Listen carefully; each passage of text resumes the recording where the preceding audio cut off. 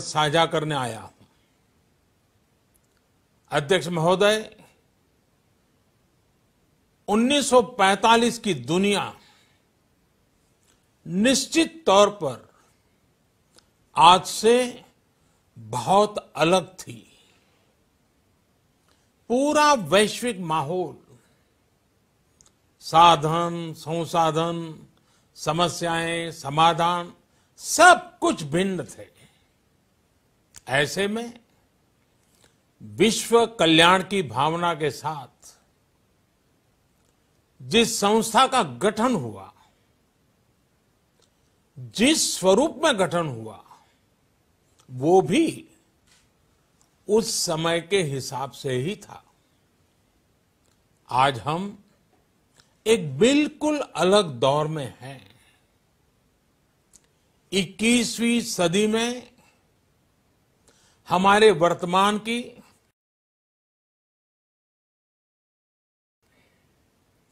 हमारे भविष्य की आवश्यकताएं और चुनौतियां अब कुछ और है।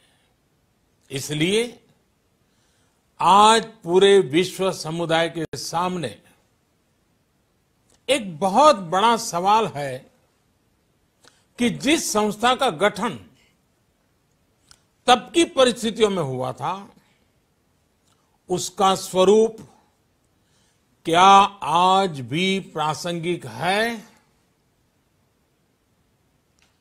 सदी बदल जाए और हम न बदलें तो बदलाव लाने की ताकत भी कमजोर हो जाती है।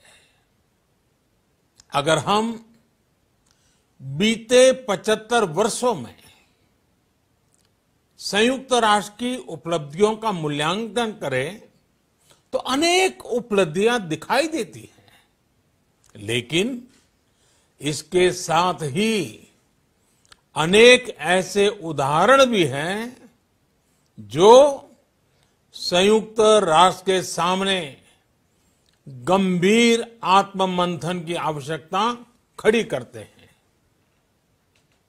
ये बात सही है कि कहने को तो तीसरा विश्व युद्ध नहीं हुआ, लेकिन इस बात को नकार नहीं सकते कि अनेकों युद्ध हुए, अनेकों गृह युद्ध भी हुए।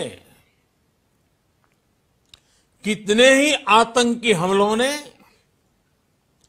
पूरी दुनिया को थर्रा कर रख दिया। खून की नदियां बहती रही। इन युद्धों में, इन हमलों में जो मारे गए वो हमारी आपकी तरह इंसान ही थे। वो लाखों मासूम बच्चे जिन्हें दुनिया पर छा जाना था, वो दुनिया छोड़कर चले गए। कितने ही लोगों को अपने जीवन भर की पूंजी गंवानी पड़ी, अपने सपनों का घर छोड़ना पड़ा। उस समय और आज भी संयुक्त राष्ट्र के प्रयास क्या पर्याप्त थे? पिछले 8-9 महीने से पूरा विश्व कोरोना वैश्विक महामारी से संघर्ष कर रहा है। इस वैश्विक महामारी से निपटने के प्रयासों में संयुक्त राष्ट्र कहां है? एक प्रभावशाली रिस्पांस कहां है? अध्यक्ष महोदय, संयुक्त राष्ट्र की प्रतिक्रियाओं में बदलाव, व्यवस्थाओं में बदलाव, स्वरूप में बदलाव आज समय की मांग है।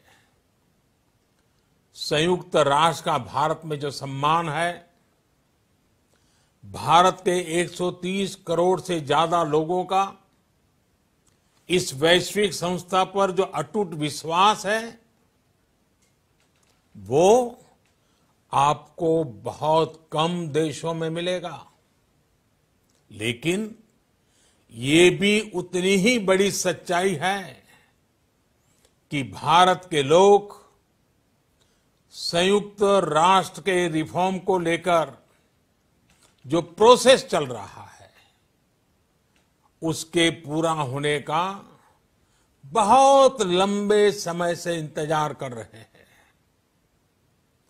आज भारत के लोग चिंतित हैं कि क्या ये प्रोसेस कभी एक लॉजिकल एंड तक पहुंच पाएगा। आखिर कब तक भारत को संयुक्त राष्ट्र के डिसीजन मेकिंग स्ट्रक्चर से अलग रखा जाएगा।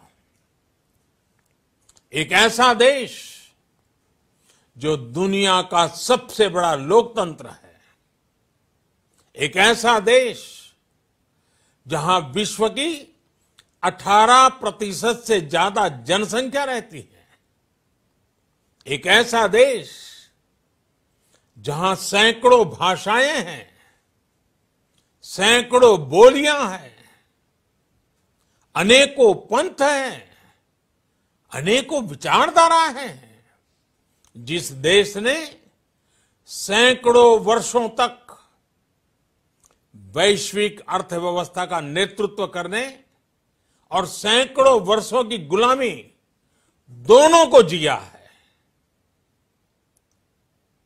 अध्यक्ष महोदय, जब हम मजबूत थे तो दुनिया को कभी सताया नहीं, जब हम मजबूर थे तो दुनिया पर कभी बोझ नहीं बने। अध्यक्ष महोदय, जिस देश में हो रहे परिवर्तनों का प्रभाव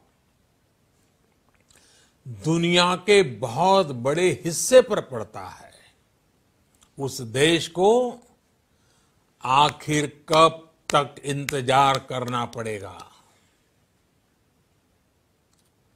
अध्यक्ष महोदय, संयुक्त राष्ट्र जिन आदर्शों के साथ स्थापित हुआ था और भारत की मूल दार्शनिक सोच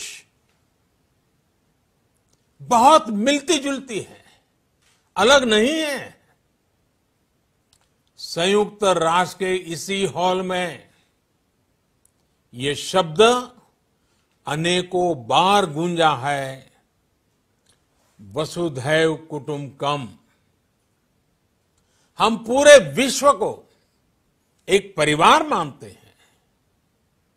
ये हमारी संस्कृति, संस्कार और सोच का हिस्सा है। संयुक्त राष्ट्र में भी भारत ने हमेशा विश्व कल्याण को ही प्राथमिकता दी है। भारत वो देश है जिसने शांति की स्थापना के लिए लगभग 50 पीस कीपिंग मिशंस में अपने जांबाज सैनिक भेजे। भारत वो देश है जिसने शांति की स्थापना में सबसे ज्यादा अपने वीर सैनिकों को खोया है। आज प्रत्येक भारतवासी संयुक्त राष्ट्र में अपने योगदान को देखते हुए संयुक्त राष्ट्र में अपनी व्यापक भूमिका भी देख रहा है। अध्यक्ष महोदय, 2 अक्टूबर को international day of non violence और 21 जून को इंटरनेशनल डे ऑफ योगा, इनकी पहल भारत ने ही की थी। Coalition for disaster resilience infrastructure और इंटरनेशनल सोलर अलायंस, ये भारत के ही प्रयास है। भारत ने हमेशा पूरी मानव जाति के हित के बारे में सोचा है। न कि अपने निहित स्वार्थों के बारे में। भारत की नीतियां हमेशा से इसी दर्शन से प्रेरित रही है। भारत की नेबरहुड फर्स्ट पॉलिसी से लेकर एक्ट ईस्ट पॉलिसी तक, security and growth for all in the region, इसकी सोच, या फिर इंडो पैसिफिक क्षेत्र के प्रति हमारे विचार, सभी में इस दर्शन की झलक दिखाई देती है। भारत की पार्टनरशिप का मार्गदर्शन भी यही सिद्धांत तय करता है। भारत जब किसी से दोस्ती का हाथ बढ़ाता है तो वो किसी तीसरे के खिलाफ नहीं होती। भारत जब विकास की साझेदारी मजबूत करता है तो उसके पीछे किसी साथी देश को मजबूर करने की सोच नहीं होती। हम अपनी विकास यात्रा से मिले अनुभव साझा करने में कभी पीछे नहीं रहते। अध्यक्ष महोदय, पैंडेमिक के इस मुश्किल समय में भी भारत की फार्मा इंडस्ट्री ने 150 से अधिक देशों को जरूरी दवाइयां भेजी हैं। विश्व के सबसे बड़े वैक्सीन उत्पादक देश के तौर पर आज मैं वैश्विक समुदाय को एक और आश्वासन देना चाहता हूं। भारत की वैक्सीन प्रोडक्शन और वैक्सीन डिलीवरी क्षमता पूरी मानवता को इस संकट से बाहर निकालने के लिए काम आएगी। हम भारत में और अपने पड़ोस में फेज 3 क्लिनिकल ट्रायल्स की तरफ बढ़ रहे हैं। वैक्सीन की डिलीवरी के लिए कोल्ड चेन और स्टोरेज जैसी क्षमता बढ़ाने में भी भारत सभी की मदद करेगा। अध्यक्ष महोदय, अगले वर्ष जनवरी से भारत सुरक्षा परिषद के अस्थायी सदस्य के तौर पर भी अपना दायित्व निभाएगा। दुनिया के अनेक देशों ने भारत पर जो विश्वास जताया है, मैं उसके लिए सभी साथी देशों का आभार प्रकट करता हूं।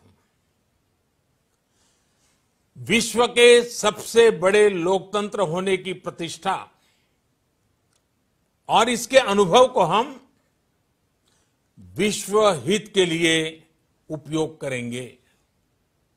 हमारा मार्ग जन कल्याण से जग कल्याण का है। भारत की आवाज हमेशा शांति, सुरक्षा और समृद्धि के लिए उठेगी। भारत की आवाज मानवता, मानव जाति और मानवीय मूल्यों के दुश्मन आतंकवाद, अवैध हथियारों की तस्करी, ड्रग्स, मनी लॉन्ड्रिंग के खिलाफ उठेगी। भारत की सांस्कृतिक धरोहर, संस्कार, हजारों वर्षों के अनुभव हमेशा विकासशील देशों को ताकत देंगे। भारत के अनुभव भारत की उतार चढ़ाव से भरी विकास यात्रा विश्व कल्याण के मार्ग को मजबूत करेगी। अध्यक्ष महोदय, बीते कुछ वर्षों में रिफॉर्म, परफॉर्म, ट्रांसफॉर्म इस मंत्र के साथ भारत ने करोड़ों भारतीयों के जीवन में बड़े बदलाव लाने का काम किया है। यह अनुभव विश्व के बहुत से देशों के लिए उतने ही उपयोगी हैं जितने हमारे लिए। सिर्फ 4-5 साल में 400 मिलियन से ज्यादा लोगों को बैंकिंग सिस्टम से जोड़ना आसान नहीं था, लेकिन भारत ने ये करके दिखाया। सिर्फ 4-5 साल में 600 मिलियन लोगों को ओपन डेफिकेशन से मुक्त करना आसान नहीं था, लेकिन भारत ने ये करके दिखाया।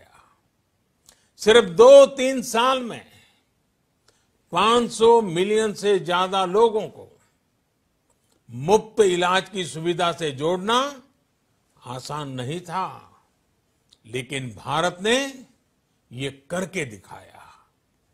आज भारत डिजिटल ट्रांजैक्शन के मामले में दुनिया के अग्रणी देशों में है।